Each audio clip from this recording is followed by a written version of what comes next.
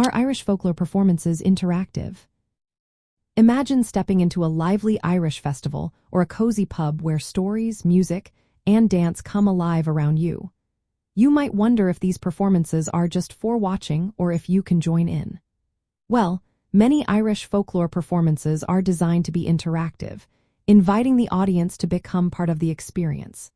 This makes your visit more than just observing.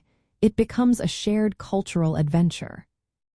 In Ireland, performances often blend storytelling, traditional music, and dance into a lively, participatory event. For example, at Irish dance parties, guests are encouraged to try the steps alongside professional dancers. Even if you have never danced before, hosts guide you through the moves, making it easy to join in. These moments turn into fun, memorable experiences that connect you with Irish culture on a personal level.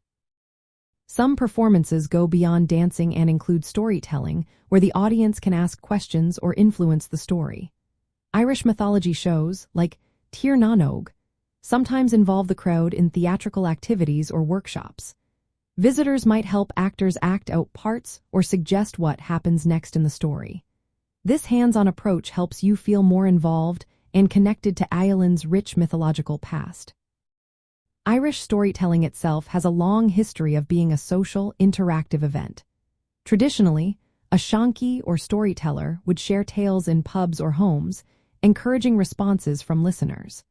Audience members might ask questions, sing along, or share their own stories, creating a lively exchange. Modern performances often keep this spirit alive by inviting participation through call-and-response singing or dance. Attending these interactive folklore shows gives travelers a chance to truly engage with Irish culture. Whether dancing, storytelling, or acting out myths, you get to be part of the tradition rather than just watching it.